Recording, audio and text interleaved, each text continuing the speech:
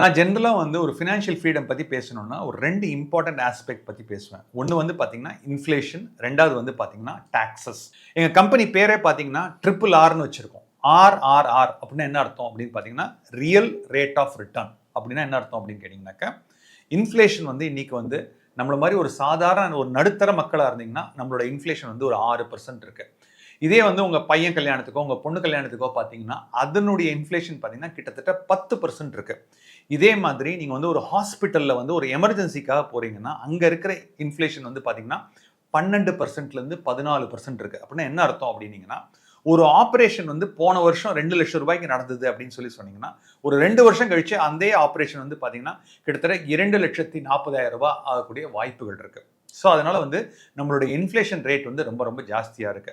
ரெண்டாவது ரொம்ப ரொம்ப இம்பார்ட்டண்டான ஆஸ்பெக்ட், நீங்க எப்பப்பெல்லாம் பணம் பண்றீங்களோ வர்ற லாபத்துல ஒரு சின்ன அமௌண்ட் வந்து நீங்க டாக்ஸா கட்டணும். ஸோ டாக்ஸ் அப்படிங்கிறது, இப்போ நீங்க சேலரிட் இன்கம்மா இருக்கீங்க, சேலரியில் வந்து எனக்கு வந்து மாசம் வந்து ஒரு 50,000 60,000 வருது அப்படின்னு சொன்னீங்கன்னா, இனிமே அட்லீஸ்ட் முதல் 1 லட்சம் ரூபாய் வரைக்கும் நீங்க எந்த விதமான டாக்ஸும் கட்ட வேண்டாம்.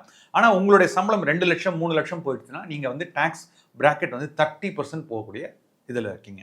ஸோ அதனால் நீங்கள் எந்த ஒரு இன்வெஸ்ட்மெண்ட் பண்ணாலும் நீங்கள் பார்க்க வேண்டியது உங்களுடைய ரிட்டர்ன் ஆன் இன்வெஸ்ட்மெண்ட் வந்து after inflation and after taxes நீங்கள் ஒரு பாசிட்டிவாக பண்ணுறீங்க. அதனால தான் இந்த கம்பெனியோட பேர் வந்து பார்த்தீங்கன்னா RRRன்னு வச்சுருக்கோம், real rate of returns. So post inflation and post taxes நீங்கள் அட்லீஸ்ட் 1%ஓ 2% கண்டிப்பாக பண்ணணும். இதை பற்றி உங்களுக்கு நிறைய டிப்ஸ் வந்து இப்போ கொடுக்க போகிறோம். ஜென்ரலாக எல்லாரும் என்ன சொல்லுவாங்கன்னா, சப்ஸ்கிரைப் பண்ணுங்கள், ஷேர் பண்ணுங்கன்னு சொல்லுவாங்க. நான் எக்ஸ்ட்ரா ஒன்று சொல்கிறேன். இந்த பர்டிகுலர் சேனலில் நிறைய பிளேலிஸ்ட் இருக்குது. அந்த பிளேலிஸ்ட்டில் உங்களுக்கு எக்கச்சக்கமான ஒரு யூஸ்ஃபுல்லான டிப்ஸ் கிடைக்கும். இப்போ ஏஜ் வைஸ் இன்வெஸ்டிங் பார்க்கணும், இல்லைனா நீங்கள் ஒரு ஐடி ப்ரொஃபஷனல் அதை பற்றி பார்க்கணுன்னா உங்களுக்கு நிறைய வீடியோஸ் இருக்குது.